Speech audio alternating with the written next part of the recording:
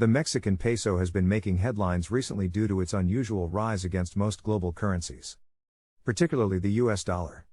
In fact, the peso has become one of the strongest currencies in the world, thanks to several factors that have contributed to its growth.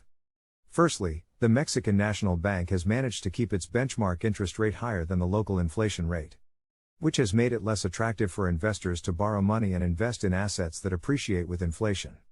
This has helped keep the peso stable and boosted confidence among investors. Secondly, the pandemic has exposed the vulnerabilities of global supply chains, and many companies are now considering reshoring their supply chains locally.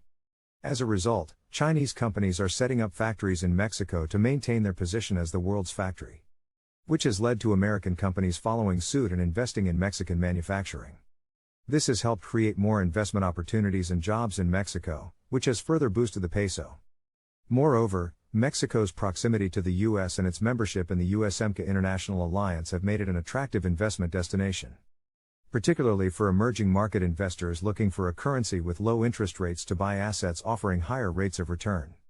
The country's recent green subsidies under Washington's Expansion Reduction Act have also contributed to attracting investment in its competitive sectors. The Bank of Mexico has been surprisingly hawkish, raising interest rates ahead of the US Federal Reserve, which has also helped make the peso more appealing to investors. Additionally, the country's president, Andrés Manuel López Obrador, has implemented cost-cutting measures and small deficits during the pandemic to stabilize the peso and boost investor confidence. All these factors combined have made the Mexican peso one of the strongest currencies in the world, with a growth rate that has outperformed other major currencies this year.